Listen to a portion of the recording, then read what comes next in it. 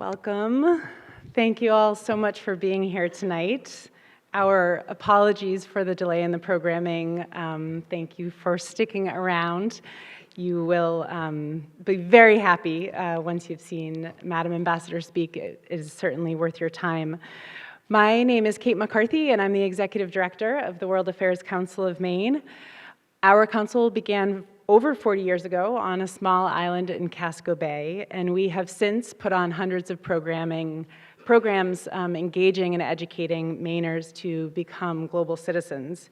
We are nonprofit, nonpartisan, and we believe in the power of engagement and education in world affairs. We want to help keep eyes and ears open and minds curious. We're able to do this work promoting global citizenship in Maine thanks in part to our members, many of whom are here tonight, and also to our sponsors, local businesses that support our work. Tonight, I want to thank Coffee by Design for their support, Avesta Housing for their support as well, and in-kind support from the University of Southern Maine, where our council is located, and the Hyatt Place in the Old Port, who have been keeping our special guests comfortable.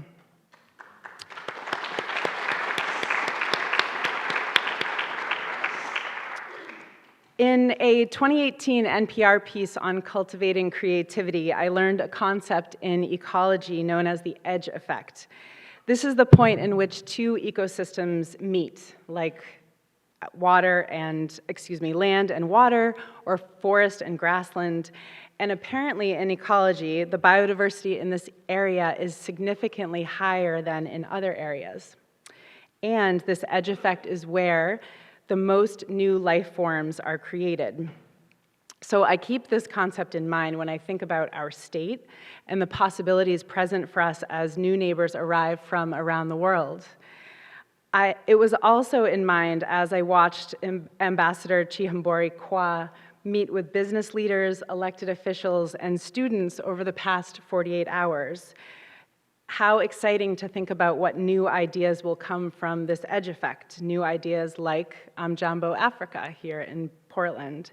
New businesses, what new innovations will come from this edge effect that we'll experience in our state as we continue to engage with the world around us. So I welcome you to keep this concept in mind as you hear from the ambassador this evening. I am pleased now to welcome to the stage Portland City Councilor Pius Ali. It was his outreach, his vision, and his leadership that is responsible for making Madam Ambassador's trip to Maine a reality, so please join me in thanking him.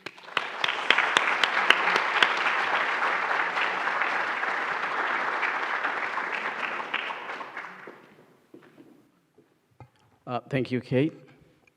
So, my name is Pius Ali, obviously, and I'm a city councilor here in Portland. Thank you all for coming out. And I want to thank Madam Ambassador for spending the past 48 hours with us. Last night, we had an amazing meeting with community members, Africans, African-Americans, Afro-Latinos, and for the first time, most of our community members came together to talk to each other, and hopefully we will build a community around that. I want to recognize State Representative Rachel Talbot-Ross. She's here with us.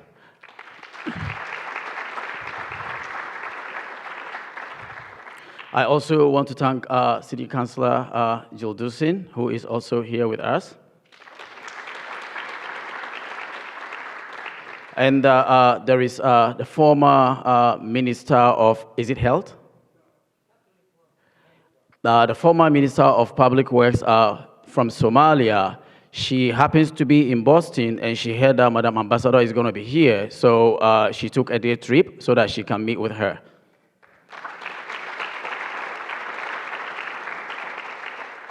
And I don't know if Adele is here. Adele is not here. Adele is not here. When I invited Madam Ambassador, I talked to Adele, and Adele said that when she arrives, do you mind bringing her so that I can sew something for her? And I'm going to keep my mouth shut. I don't know how that happens, the ambassador will have to share that with you. So thank you, Adele.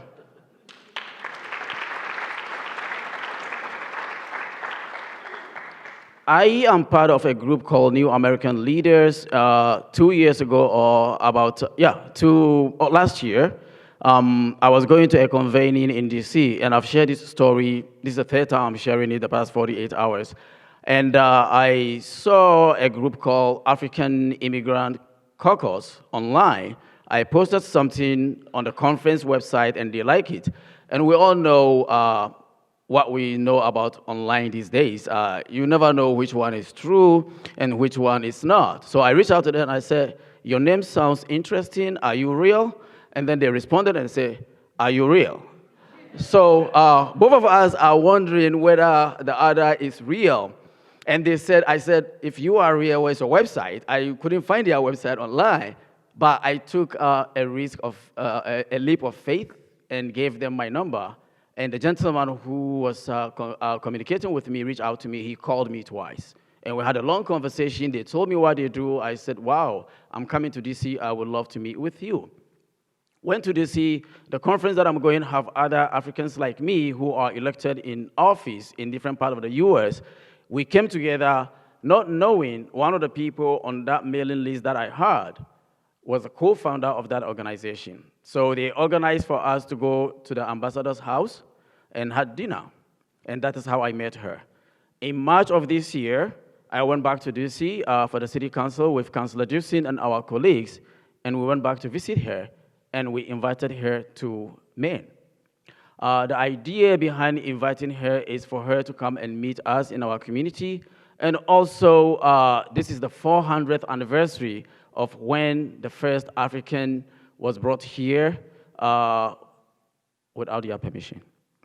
And so today, to mark that 400th anniversary, I am going to invite, is Councillor Decker Delac here? She just walked in. Decker, can you please join us? Councillor Dewson, State Representative Rachel Talbot-Ross.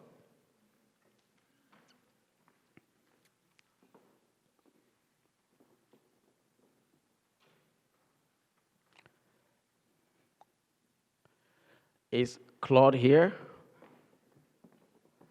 Decker, do you know if Sophia is here? No, she's not. All right. Mark Jordan? Mark Donald? So myself and Councillor Dewson crafted a proclamation to recognize that 400th anniversary and also to recognize our community, which we call Africa in Diaspora, which is made up of Africans who were brought here without their permission, and those of us who came here on our own. We are one community that live here in Portland and all over the country. So Councillor Dewson will read the proclamation, and Madam Ambassador, can you please join us? Thank you, Brother Councillor Pius. It's my great pleasure to join Pius Ali in trying to demonstrate his vision for bringing together the communities of the African diaspora here in Portland. This is a proclamation recognizing September as African Heritage Month, whereas it's been exactly 400 years since the first Africans were brought involuntarily to the shores of the Americas, and where these Africans in America for generations have called Portland home. And whereas Africans in America and their descendants are now known as African Americans, and whereas the past few decades, many Africans from the homeland have emigrated and settled in Portland and across the United States, and the two communities together are known as Africans in the diaspora. And whereas the month of September is the observation of African Heritage Month in many parts of the United States, whereas Africans in Portland enrich the social fabric of our community and contribute significantly to the education, economic, and social vitality of our city. And whereas African Heritage Month is an opportunity to promote, support, and celebrate African culture and heritage by increasing the visibility of the African community in Portland. Now therefore be it resolved that Ethan K. Stringling, mayor of our city, and the members of the Portland City Council do hereby proclaim September 2019 in Portland, Maine as African Heritage Month in our beloved city.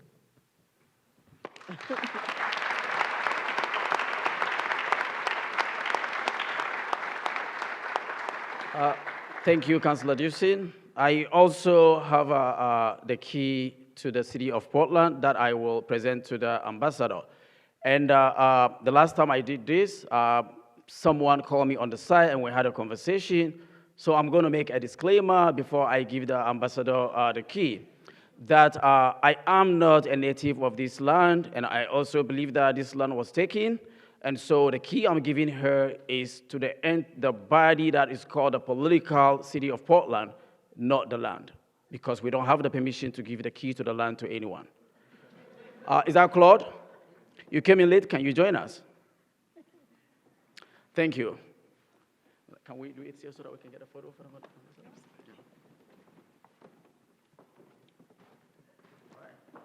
So you'll have the key to the city of Portland, and that means that you can always come here. You don't have to access. You come and open the city and you walk in. All right, thank you. All right, thank you. There you go. Thank you so much. Thank you. Thank you, Richard.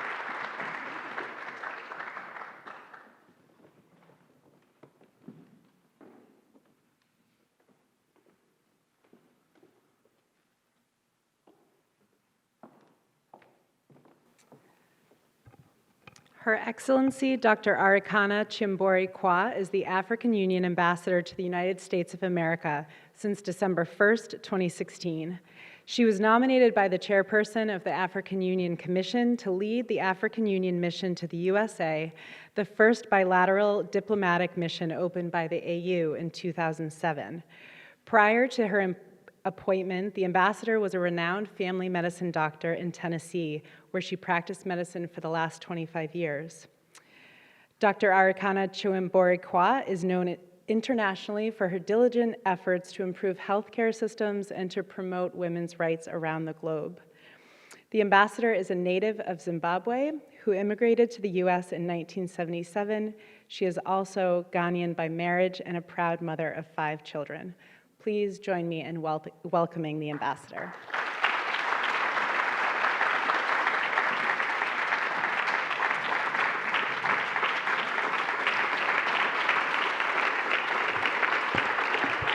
Thank you.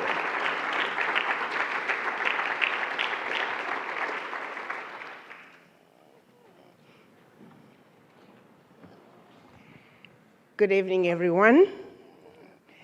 To the World Affairs Council of Maine, the wonderful citizens of not only Portland, but Maine,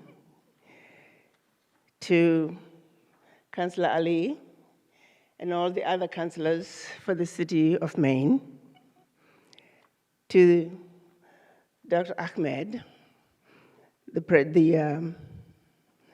principal of the high school that we visited today, to the former Minister of Public Works who's visiting with us, Nadifo Osman, distinguished guests, ladies and gentlemen, thank you for giving me this opportunity to address you. As I was receiving this key, I was reminded of a joke that someone told me when I was doing my psychiatric rotation in medical school.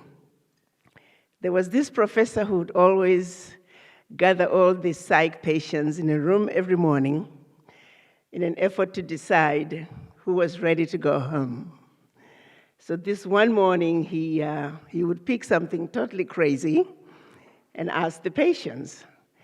So this one morning, he said to all of them, now one by one, I want all of you to get up and go through this door. But he was pointing at a blank wall.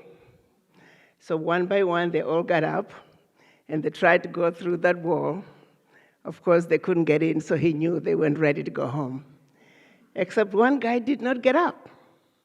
So he said to the young man, "Why are you not going through this door?" He said, "Because I got the key."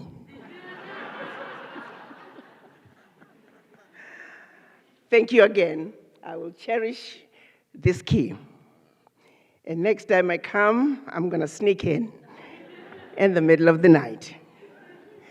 My name is Arikana Chihombori-Quao. As stated in my previous life, I am still a medical doctor, though not practicing anymore. I've been in this position as the African Union Ambassador to the United States since December of 2016. The African Union is an association of the 55 African countries. I know in most literature you'll find it says 54 African countries. This is because since the 1980s, Morocco exited the African Union. It had to do with the issue of the Sahrawi Republic. Morocco wanted to annex Sahrawi Republic, but the African Union said we will not have colonizers on the continent. So they would not allow Morocco to do so. So in their anger, Morocco left the Union. They really did not expect the African Union to let them go. To their surprise, the AU said, "Don't let the door hit you on your way out." So for the next 30 years, Morocco was trying to get back into the African Union until finally, in January of 2017, the African family became whole again. Morocco joined the African Union. So we're back as 55 African countries and proud and strong African community. Our leaders, the initial union was created in 1963. Some of you may remember OAU, which stood for Organization of African Unity. Since then, the leaders would meet twice a year to discuss issues pivotal to the continent. And if I may take you back in history, the reason the leaders met in 1963 was to undo the damage that was done to the continent by the Berlin Conference.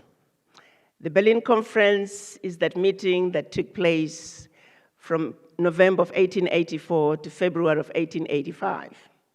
That's when our colonizers, realizing that in order to conquer the powerful kingdoms they found on the continent, they needed to strategize and come up with a solution to see to it that Africa and her children are forever defeated and dominated. Another reason they met during the Berlin Conference was because while they were all haphazardly going into Africa, they started fighting each other over stealing from the Africans. So the British would steal what the French would have stolen, and the French would steal what the Italians would have stolen, and they started fighting. So the Chancellor of Bismarck at that time, Chancellor Bismarck of Germany at that time, realizing they were getting ready to have a European war on the African soil, he called his sidekick, King Leopold of Belgium, who at that time was wreaking havoc in the Congo, where he's supposed to have killed over 75% of the population. He said, "Let's call each other up, let's meet in Berlin, let's strategize on how to effectively defeat and conquer Africa." So it is they met in Berlin. History tells us that they sat across from Great Bigot table, around the Great Bigot table across a map of Africa, and decided on what needed to be done to chop up our Africa into the tiny economies that we see today. The more powerful a kingdom was, and keep in mind, prior to the Berlin, we were not the countries that we are today.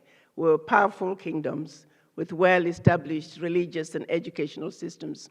Let me also remind you that civilization, as we know it today, did not start with the Greeks and the Romans.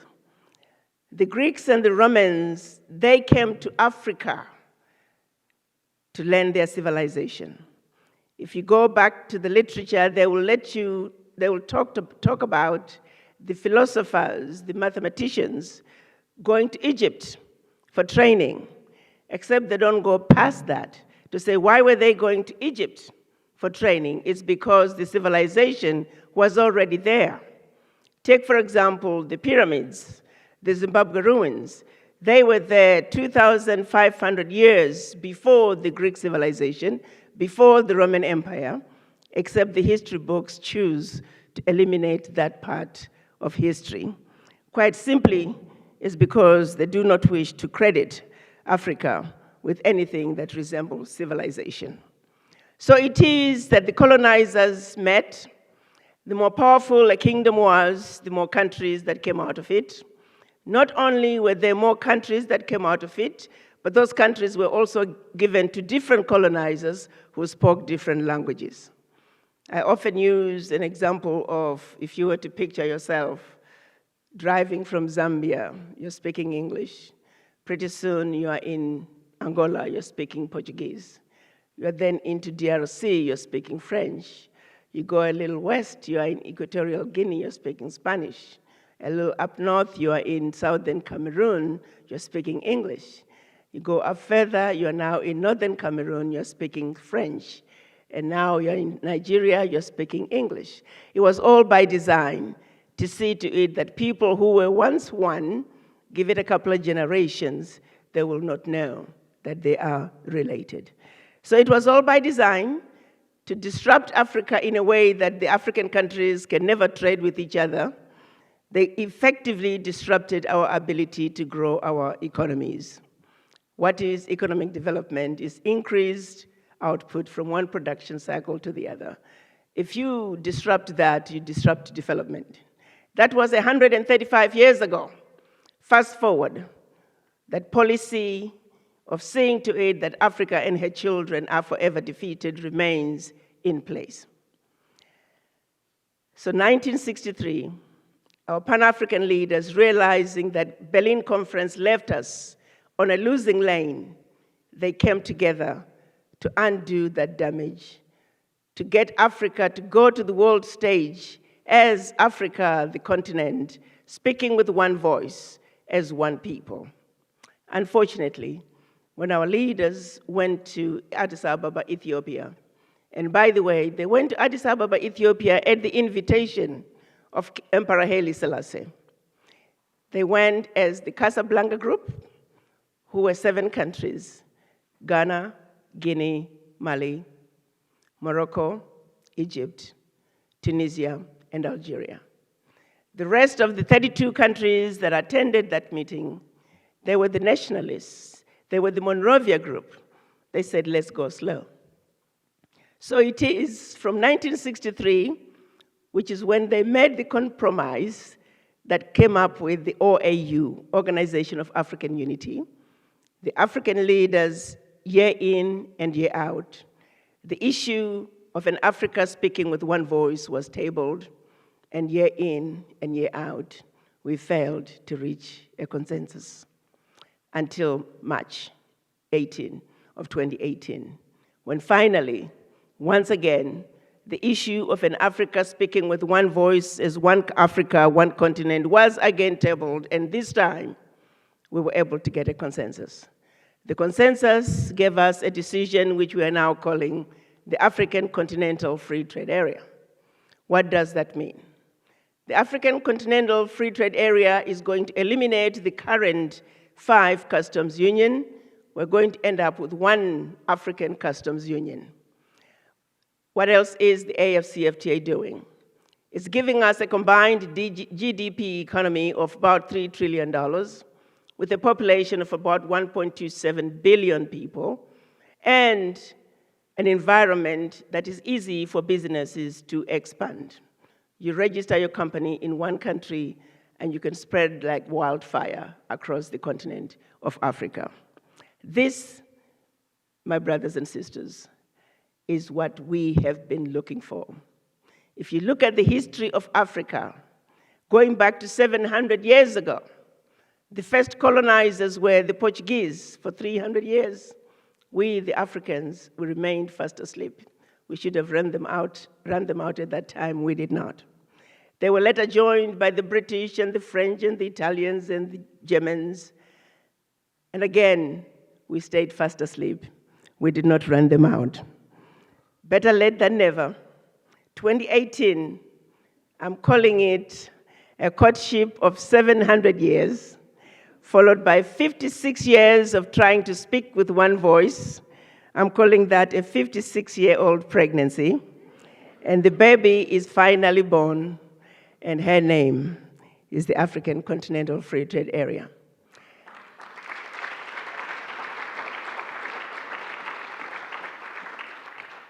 This is a monumental decision, a decision that we have been trying to get to for decades, a decision that has been needed for over 700 years. Because the only way for Africa to get her rightful place on the world stage is for Africa to speak with one voice.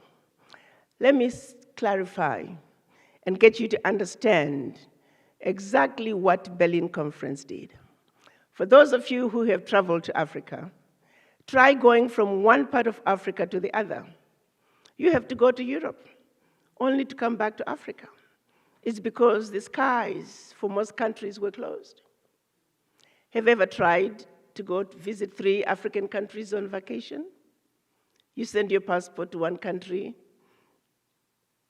to DC. It takes 2-3 weeks, maybe a month to get it back. Then you gotta send the same passport back to DC, to the next embassy, which could easily be next door to the other embassy. Another 2, 3, 4 weeks, you get your passport back. And by the time you send it back for the 3rd country, when you get it back, your original visa for the first country is expired. Who needs that? So you say, forget Africa, I'm going to Europe.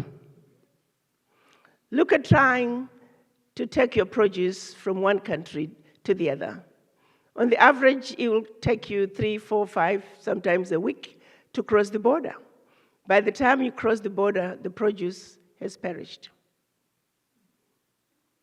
Try growing your economy under such difficult circumstances. Try buying your towels, beautiful towels that are out of Egypt, with your Malawi kwacha. It doesn't work. It's easier to just exchange to the euro, exchange to the US dollar, exchange to the sterling, British pound. Those who orchestrated the Berlin Conference, they had a mastermind that was well executed. And to them I say, mission accomplished. However, like everything else, the end is around the corner. The sleeping giant that is Africa is rising.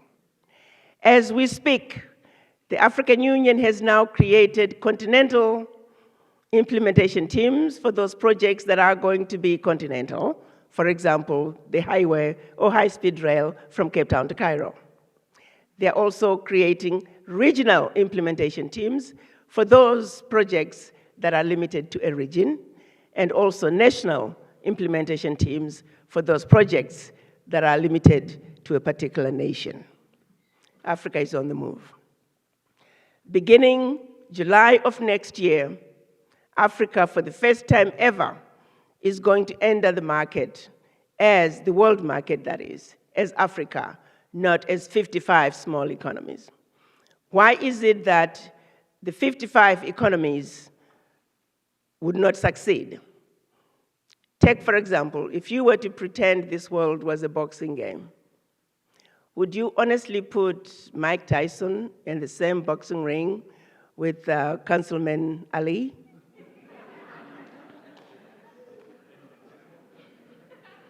That's similar to taking the country of Togo and putting them on the negotiating table with China.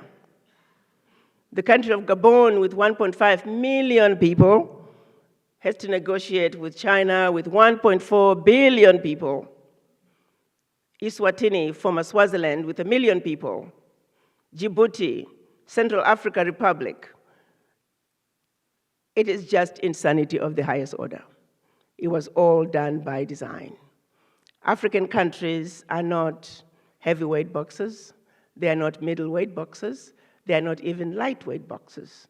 They are wannabe boxers who are constantly being thrown into the heavyweight boxing ring and losing the battle every time. They don't even make it to the stage to fight. They collapse before they get on the stage. And the world wonders why are African countries failing. For the continent with everything and anything that the world can ever need in terms of natural resources, we do not dictate the price of not even one. Not even one. 65% of the world cocoa comes from West Africa. And yet it's only the past year or two that Ghana and Cote d'Ivoire have started manufacturing chocolate bars. 65% of the coltan that's needed for electric cars, for our cell phones, for our laptops, comes out of the DRC. Lately, we've discovered even more reserves of coltan in South Sudan, and yet we do not dictate the price of coltan.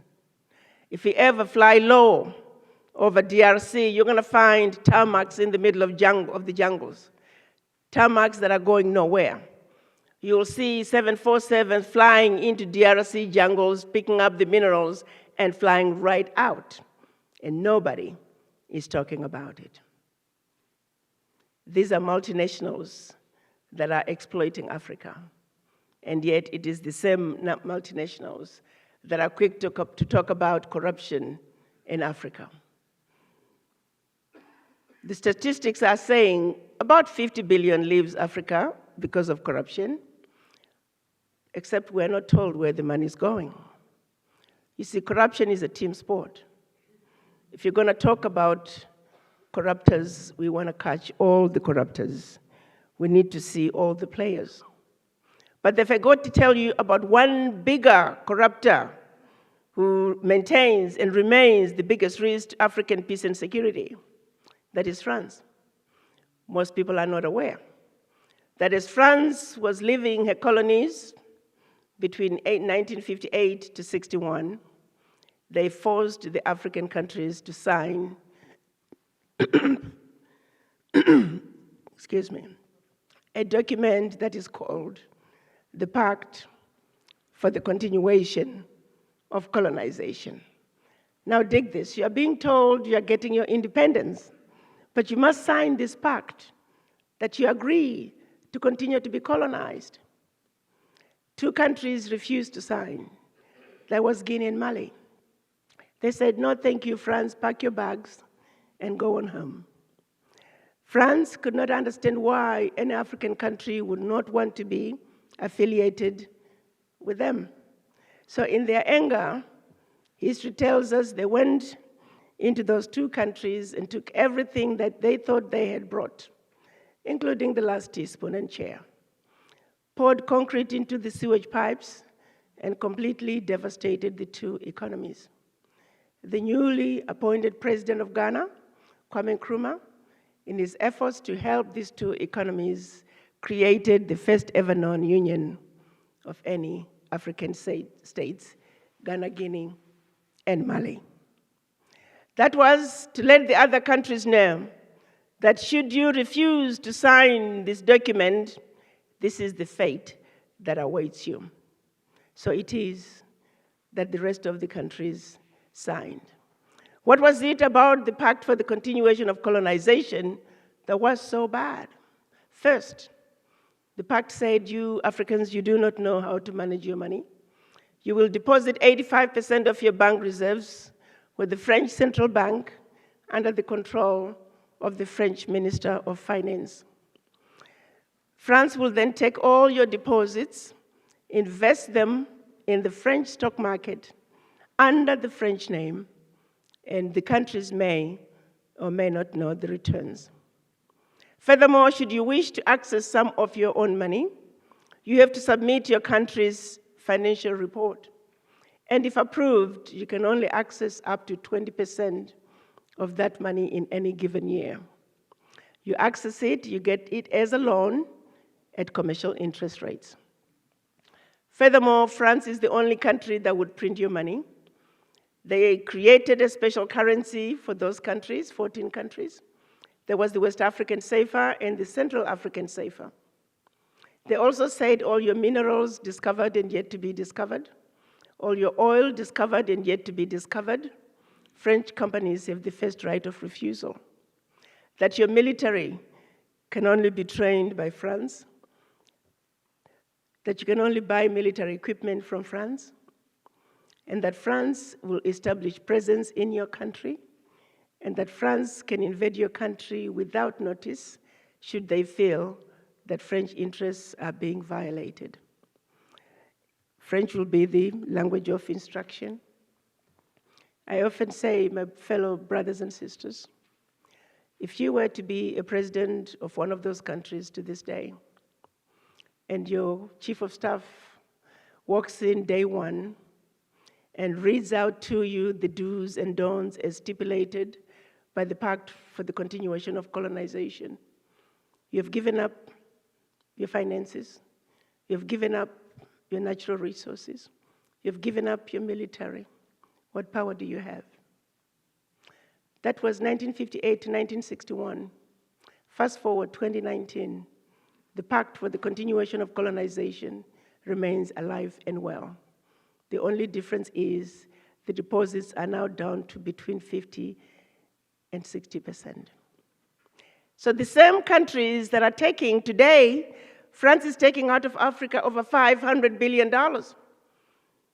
Latest figures are saying for every $14 billion that France takes out of Africa, by the time they invest it in the French stock market, they are realizing upwards of $300 billion for every $14 billion.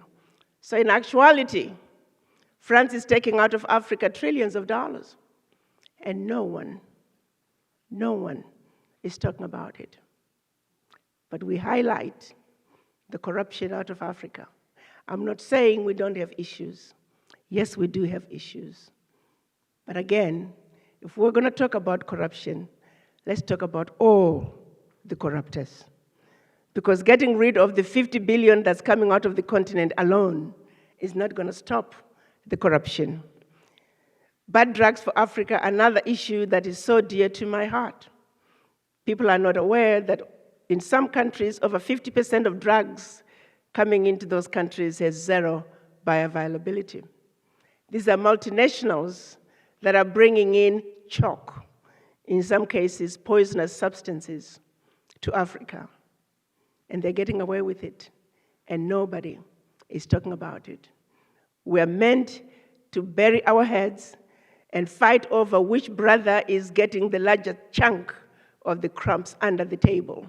So that way, we'll never get to talk about the 10-course meal that is going on the table. To that note, I say, you see, you all taught me to say, fool me once, shame on you. Fool me twice, shame on me. I think it's time that we, the Africans, begin to understand Africa for what is truly going on, not the smokescreen that we're constantly being given, and we're running after the shiny object and forgetting to address the real issues as to what is really going on in Africa. So Berlin Conference left us a legacy that Africa is in the losing lane. Africa must get out of the losing lane. Any wins while you are in the losing lane is still a loss. Changing seats while you are riding the Titanic, you're still going to go down.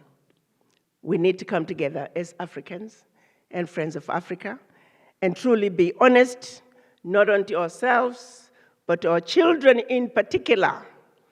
It is their world. They must understand their world from the point of truth, not from the point of lies.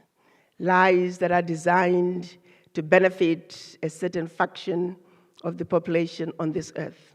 Lies that are meant to see to it that Africa remains a continent that is easy to exploit.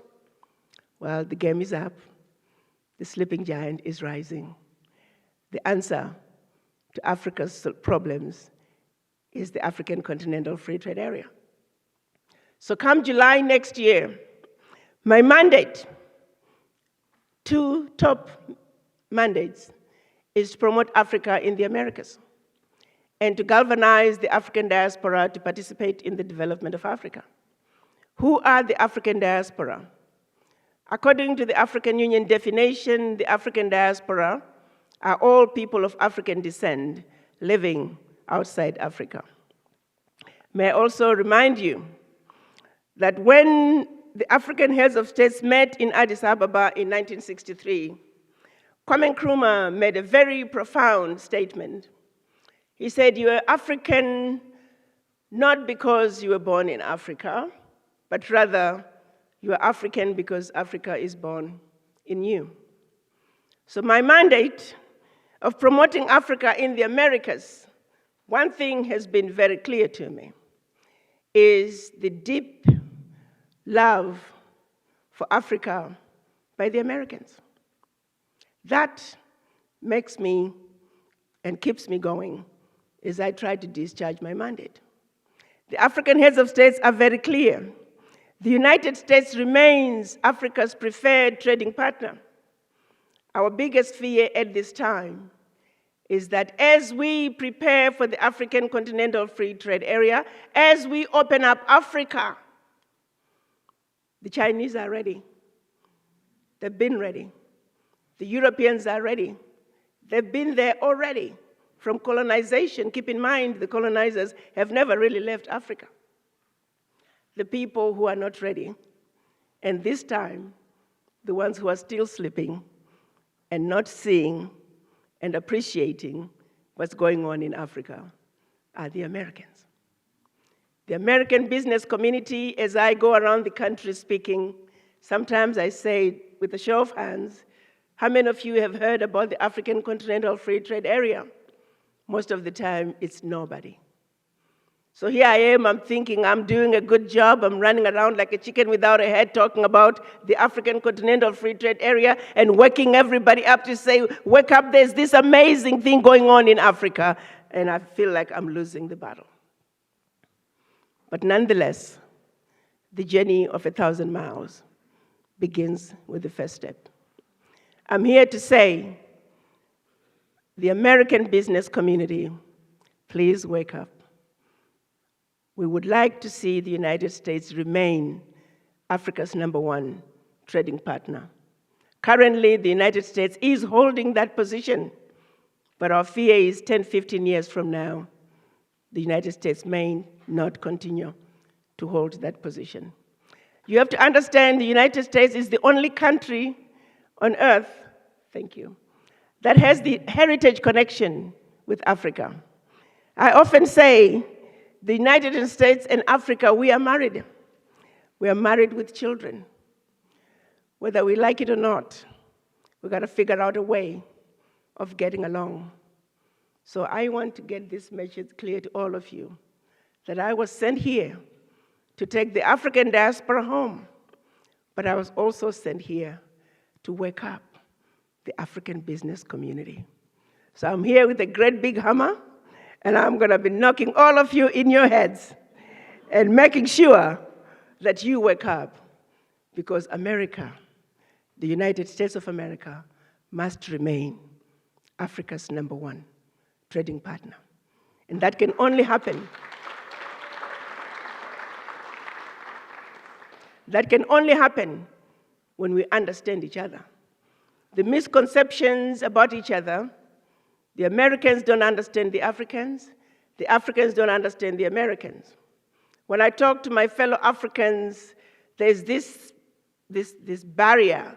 Oh, Ambassador, doing business with the Americans is too difficult. No, it's not. They just have a lot of paperwork to fill out. All you gotta do is cross every T and dot every I. And then when I come to the Americas, oh, it is so hard to do business in Africa. If you want to start your business, if it's gonna take you 6 months in America, give yourself 3 years when you go to Africa. Well, to them I often say, well, see, you gotta understand, we Africans, we have a special relationship with time. You see, I get up in the morning and I'll say, time, wait right here. And I'll come back 4 hours later and time is waiting. Growing up in the village, they will say, "So what time are you coming?" And I'll say, "When the sun is here." And everybody knew exactly what that time was. I'm saying this to say it's all about the attitude. For those who are going to Africa, I often say, if you can pack three things: humility, honor, and respect for the Africans, Africans will roll out the red carpet for you. But when you go to Africa with an attitude, you will get an attitude back. So we need to adjust our attitude as we go to Africa. Africa no longer needs saviors. Africa needs partners. We are looking for collaborators. The richest continent on earth is simply asking for the world to treat it fairly. We want collaborators. We want partners. And we know for a fact that we cannot get a better partner than the United States of America.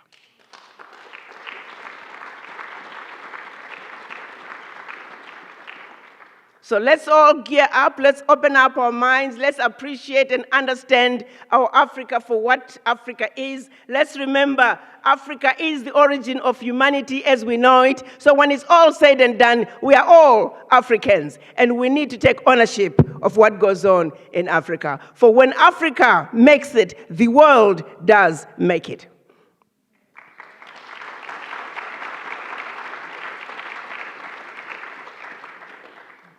So I'm here to bring you the good news out of our Africa.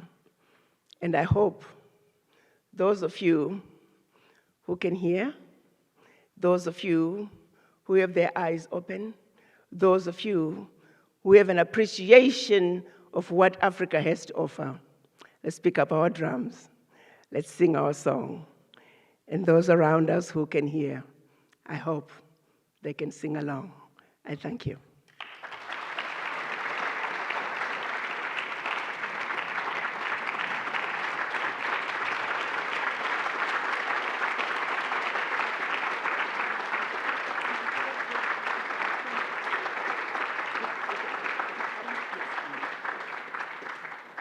And before I forget, allow me to model what I'm wearing.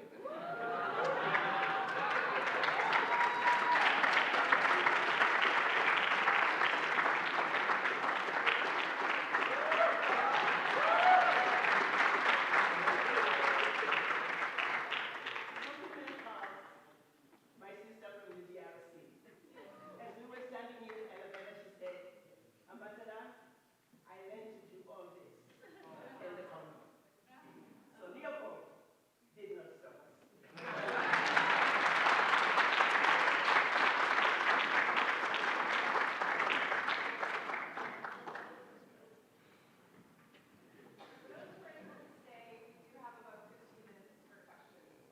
Get on either mic. Test, test. There we go.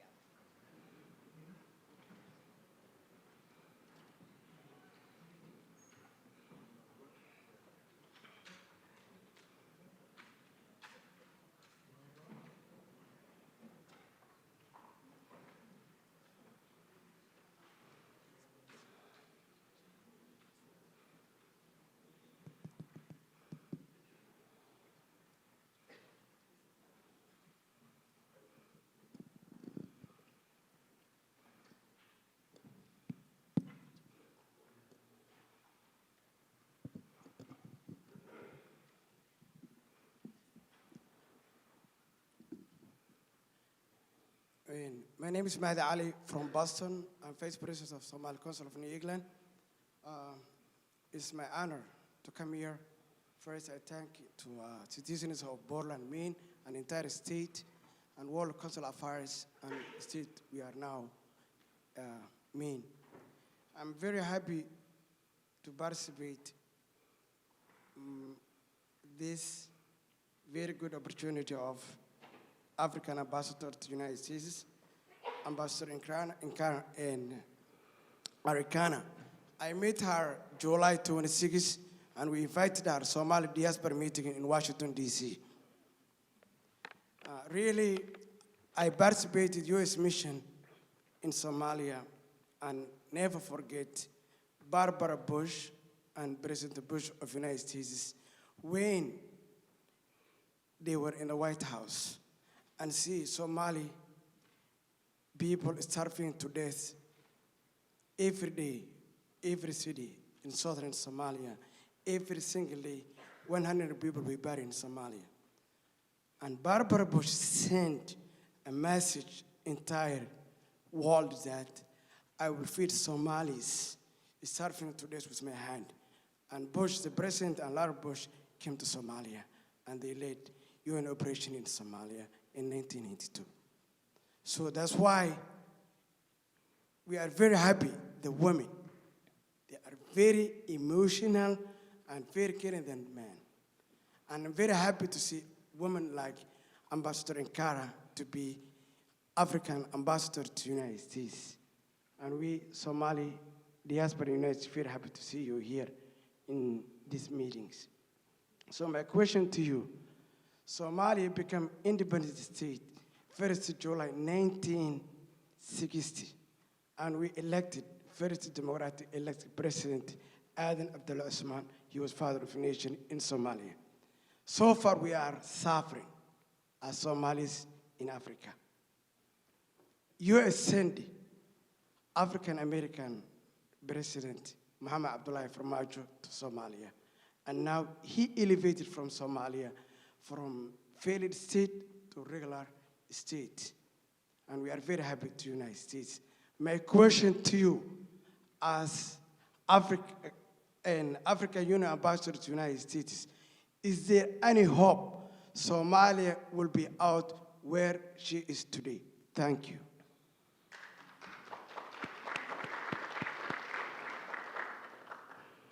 Very good question. It goes back again to what I talked about pertaining to the need for an Africa that speaks with one voice. Let me give you an example of Central Africa and West Africa.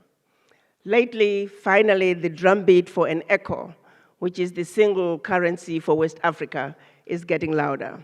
Our hope is by next year, West Africa is going to have a single currency, which is called ECO, ECO.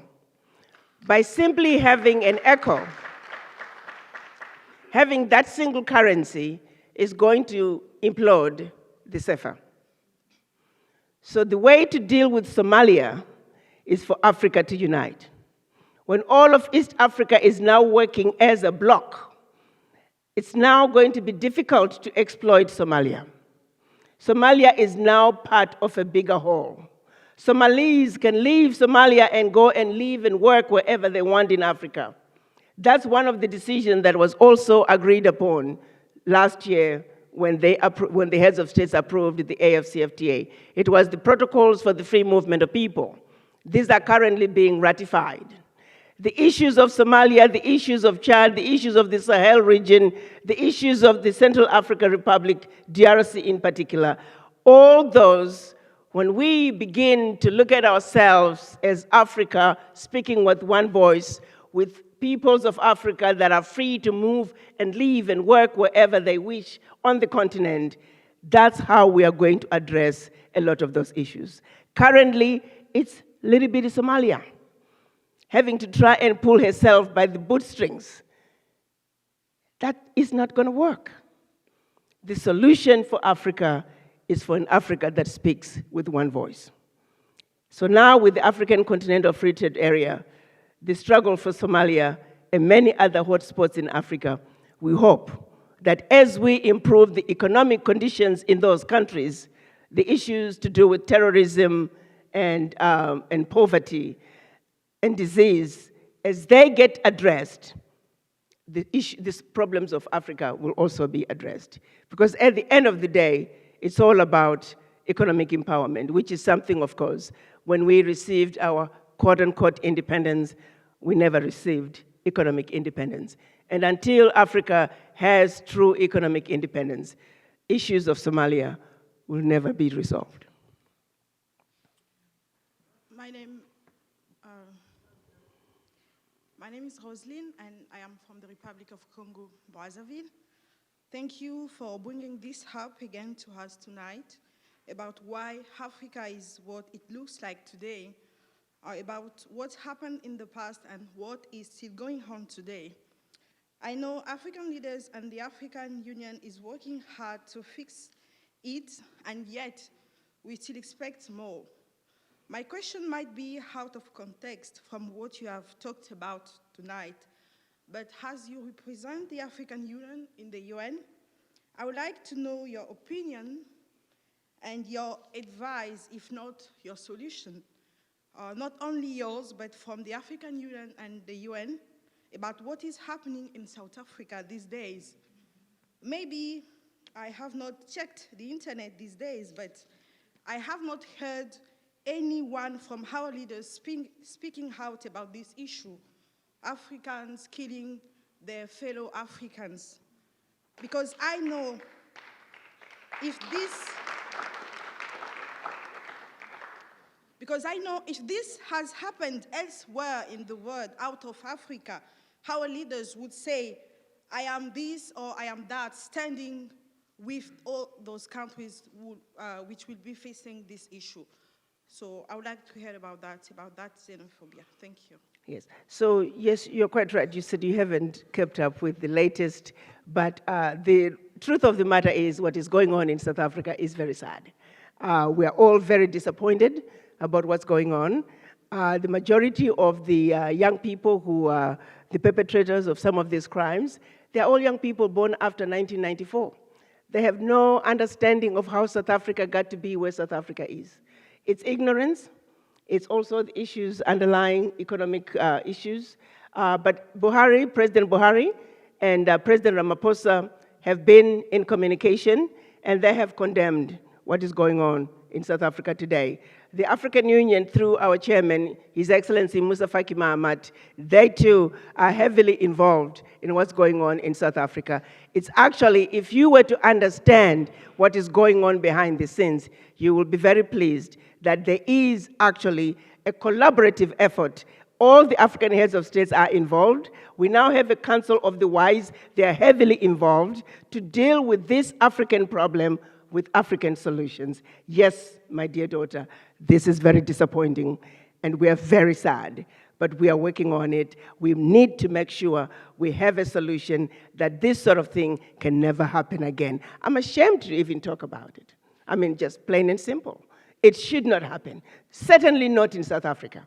Certainly not in South Africa, but our leadership is on it. I urge you to look it up. I may be happy to share some of the communication, the decisions, the conversations that are going on, not only between the President of Nigeria and the President of South Africa, but other heads of states as well, moving in and saying, this simply cannot be allowed, and we need to put an end to it. It is a disgrace. It needs to end. There's just no other way to put it. My name is Ichalanga Kirongozi. I'm a professor at the University of Kinshasa School of Law. I'm happy to be with you here tonight to hear your speech.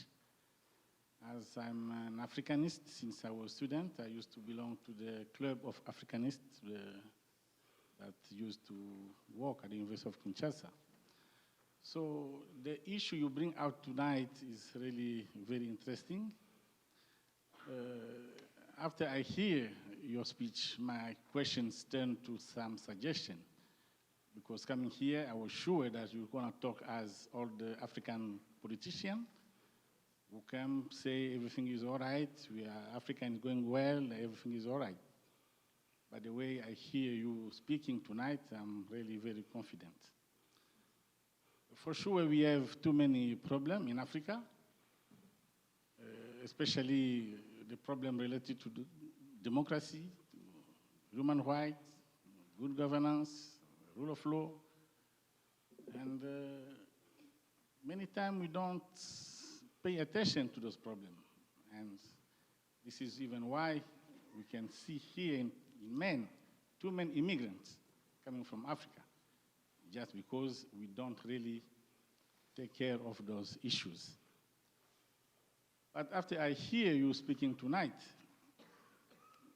speaking about this new strategy that you are trying to set up for the trade, I think we need, first of all, to keep some distance from the Europe. or European countries, because those countries exploited and dominated Africa from many times for a while.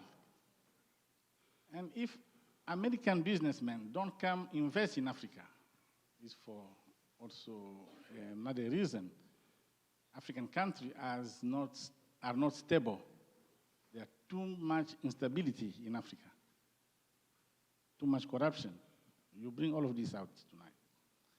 You don't think that we need to build a strategic partnership with the United States of America to build real states in Africa, strong states, because with all weak states we have, I don't think we can engage in real relationship with the United States of America or businessmen.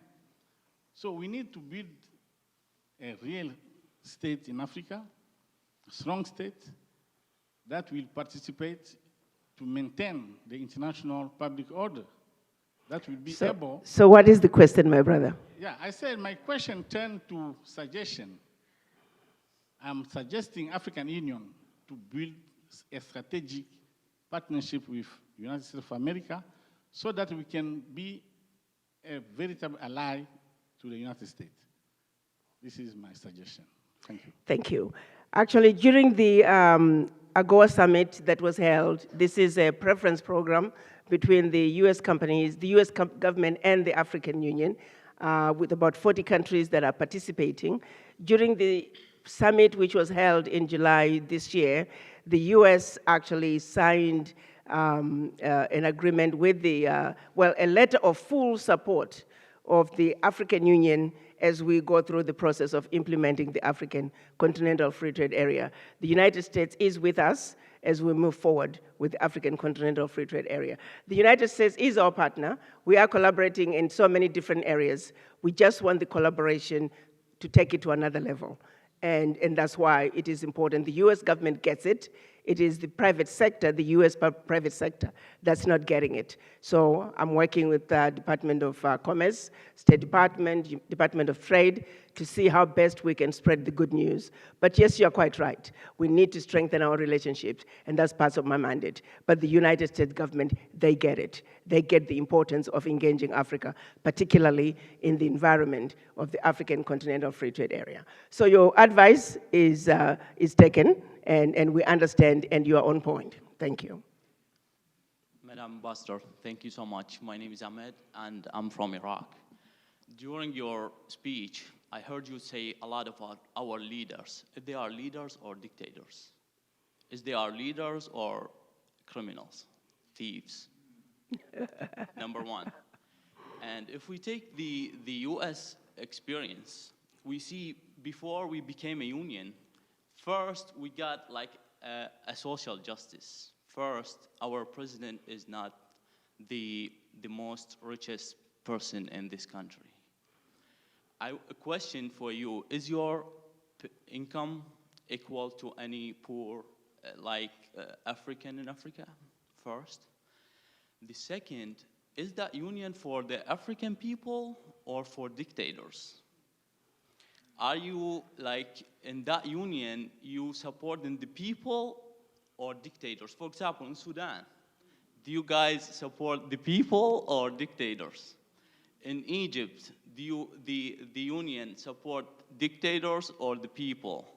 I just feel there is an early step before this union, that you need a justice first. The president is not the most paid person in the country. The president, for example, I see a lot of African comes from Africa to the best universities in America, and some people sleeping in a warehouse right now. Warehouse, like when a big room and kids, children, and you get paid maybe 20,000, maybe more than that a month or a week. How France is stopping you from saying, no, I will not get paid like that. I will get paid as any poor African. So the question is that union for the African people or for killers, for dictators? And what is stopping you from saying, I will get paid as much as any poor African in Africa? Is it friends coming to your house and saying, don't get paid as much as any African? And thank you. That's a good question, so I think I'm probably not the right person to ask that. I think in my case, I was a medical doctor of 25 years. I had my own private clinics. So if it was about money, I don't need to be here.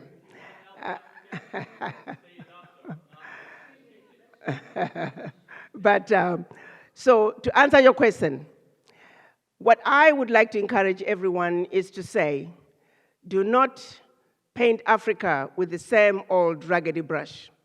The brush that says Africa is a diseased and dying continent, the brush that says all African leaders are corrupt, I urge you to move away from that position. Because it is a position that's also feeding into the Berlin Conference to keep you stuck on one level, and so you won't discuss the real issues as to what's going on. For example, by now, if you are so much interested in what's going on in Africa, you should be understanding the African Continental Free Trade Area. For it is the African Continental Free Trade Area that is actually the solution that can address a lot of the issues that we are dealing with today. So, son, Africa is not one humongous continent with one leader. We have 55 African leaders. And I think it'll be very unfair. If I were to bring you the president of Ghana right now, would you say the same thing? If I brought you the president of Rwanda, the president of Cote d'Ivoire, the president of Botswana, would you say the same thing? The answer is no. We have many African leaders who are doing well by their people. So don't be blinded with what the media has fed. It does you good to try and understand what is really going on in Africa. 6 of the top 10 growing economies in the world are in Africa. We have a lot of good news coming out of Africa. Look for the good news. It's there. Talk about Sudan. It was the African Union that intervened. The problem with Sudan is a lot of interference from the Middle East, if the truth be told. We fought viciously. Our efforts to provide peace and have civilian government in Sudan were being hindered by interference from the Middle East. But the African Union came in, intervened. We even banned Sudan out of the African Union until they would institute a civilian-led transition government. We now have that.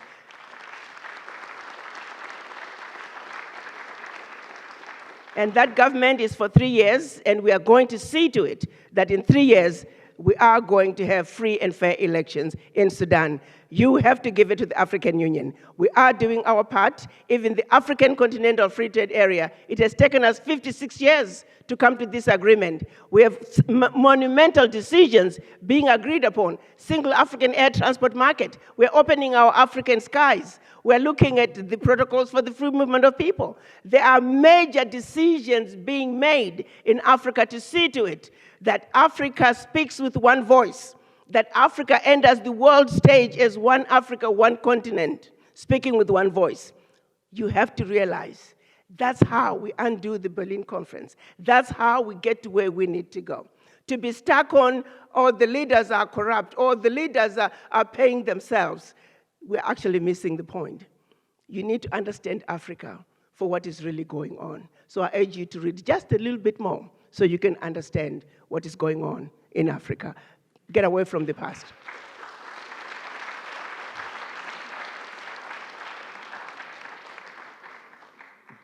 Good evening, Madam Ambassador. My name is Charlene. I'm going to keep this brief. So as you know, African youth make up a large population of the African population, over 50% in fact. So my question to you is, what plans does the African Union have in terms of economic opportunities for these youth who are unemployed and wreaking havoc, for example, in South Africa? Well, that's a great question.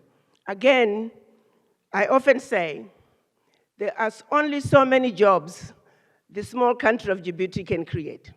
There are only so many jobs the country of Togo can create.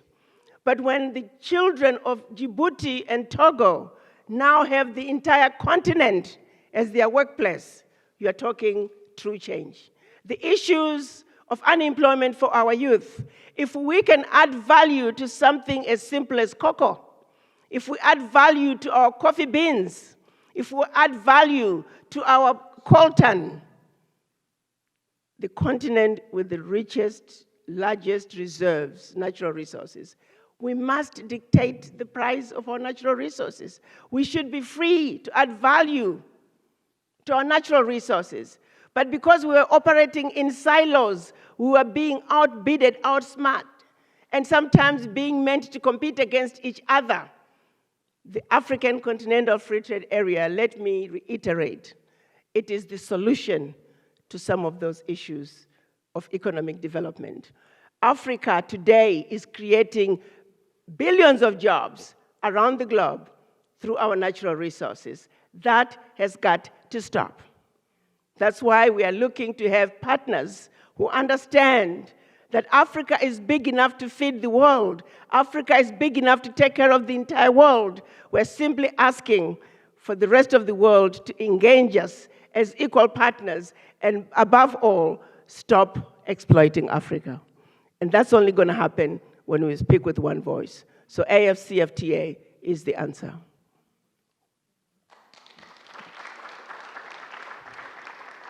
Good evening, Madam Ambassador. Thank you for coming to visit us in Maine, which is a state that is often overlooked and not always celebrated for its children of the diaspora.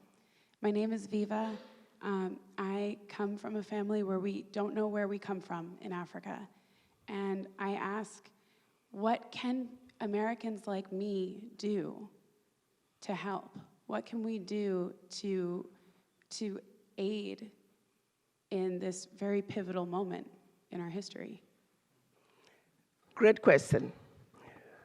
What we have done at the African Union Mission in Washington, D.C., in order to see to it that the children of Africa, particularly, by the way, February this year, the African heads of states had on the agenda for discussion during the summit the issue of proclaiming once and for all, calling on the children of Africa, descendants of former slaves, to come back home, particularly with this being the 400 years of slavery. That decision, I was in the room when they were voting on it. It was unanimously approved. So this year, there is a decision from all the 55 African heads of states called the ARA 400, ARA standing for return, and 400 standing for the 400 years. Once and for all, the heads of states are saying, we have dropped the ball.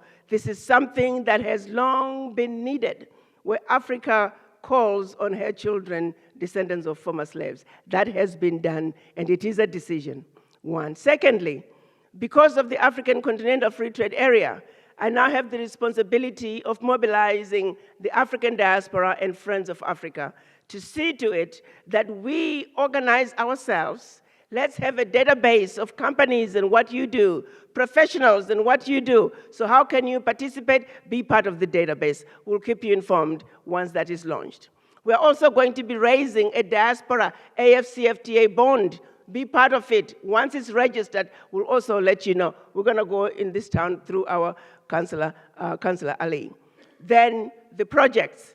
We have what we're calling the Wakanda villages. These are developmental hubs where we have new cities that are going to be built for the purposes of building the capacity that Africa needs. People don't realize that money alone is not going to give us the Africa that we want. Let me give you an example of healthcare. If all the continental African doctors were to go back to Africa today, if all the African American doctors were to go back to Africa today, we're only going to meet about 30% of the need. Africa today needs capacity building. The trend of the brain drain that has occurred over the past several decades has left the capacity that Africa needs, the expertise Africa needs, is outside. There are more Ghanaian doctors in New York City alone than in the entire country of Ghana. There are more Nigerian doctors in LA than in the entire country of Nigeria. So what is needed by Africa is capacity building. Where are the trainers? Where are the educators?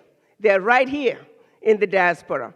So the heads of states are saying, Ambassador, bring the children of Africa. Let them grab their friends in America. Let's come and build the Africa that we want. That's how you can participate. So we will keep you informed as we go through and register all these entities. And definitely, my dear daughter, be part of the building of Wakanda.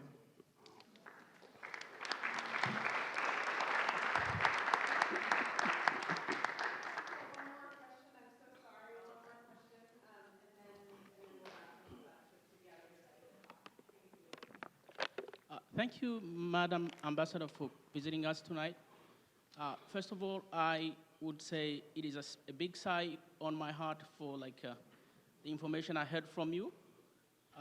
This African free trade area. I've always been thinking of it. My name is Mark Tunzoni Mana, and I'm from Burundi. I studied literature, and I even wrote a research paper on post-colonial Africa.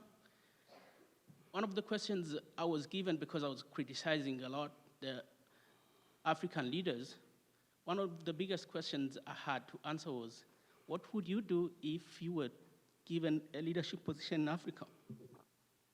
I did not find an answer. My professor said, the only answer is you just resign, because there's a lot of corruption. But what you just said, and I do understand that you are aware of things that are disgraced in Africa, like tribalism, like what we are seeing in South Africa. What are your plans?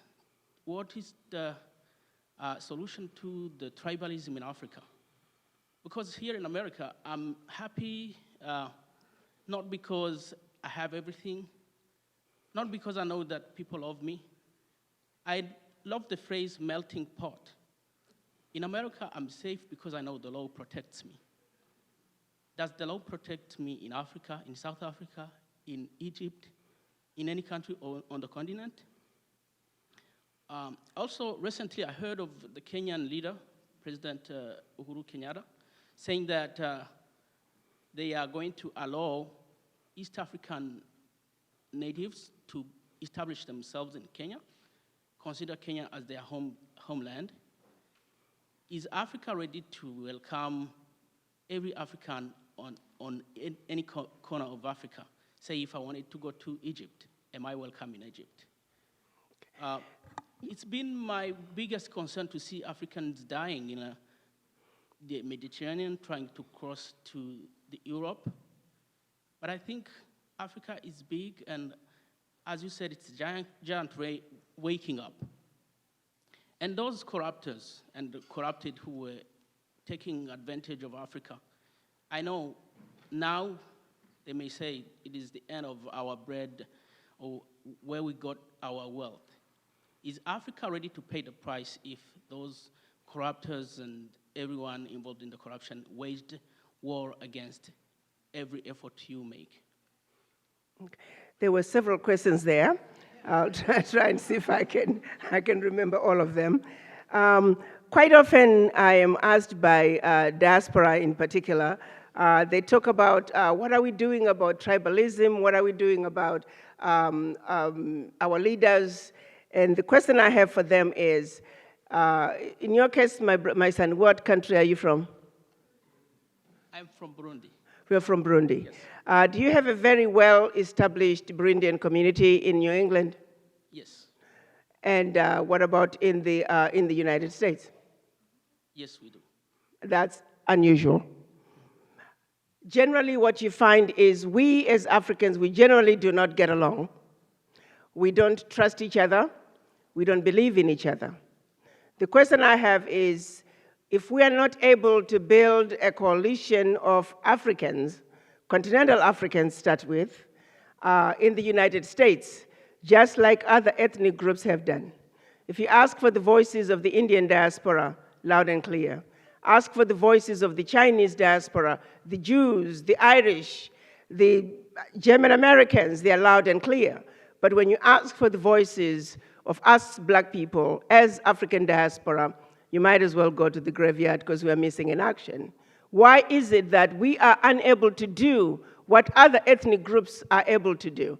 I attended an event of the Irish diaspora in this country. It was held in Washington, over 1,000 of them. They were doing fundraising for Ireland. And the speakers were members of Congress, they were people from the State Department, typical Americans, 3-4 generations removed from Ireland, but they were proud Irishmen.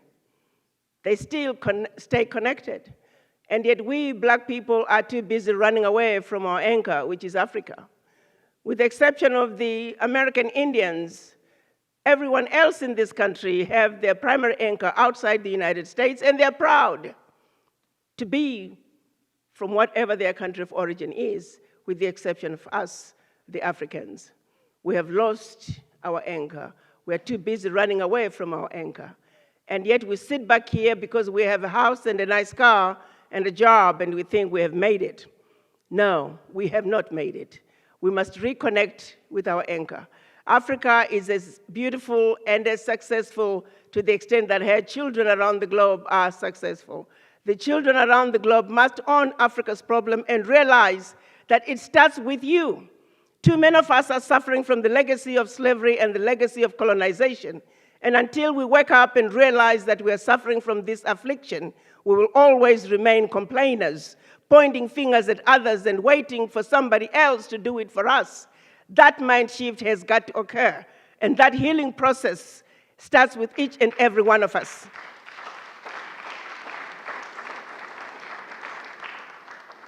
There's a need for us to have a serious conversation with the image in the mirror. And also there's a need for us to accept the fact that we are suffering from this affliction. Until African children realize and own Africa's problems and begin the healing and understand that both sides of the Atlantic, we are a wounded people and we need healing.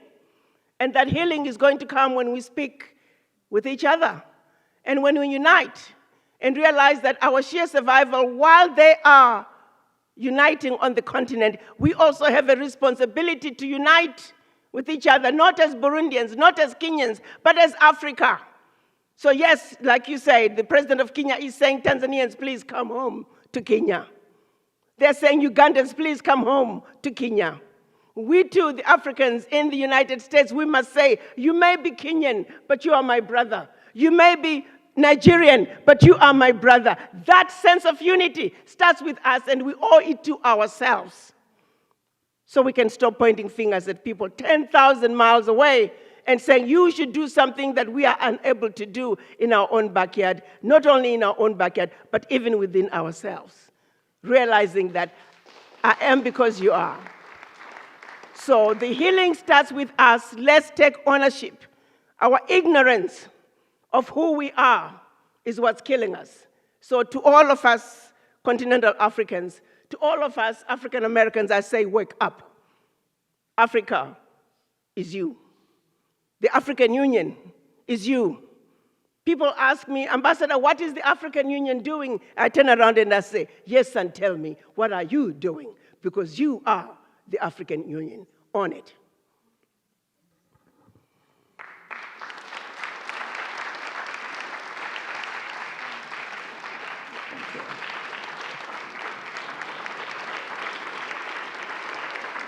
Thank you. Thank you. I forgot to recognize our senior political officer who is with me today, Tarek Ben Youssef.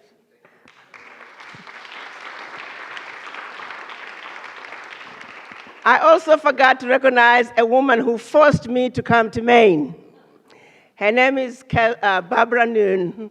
Barbara, please raise your hand.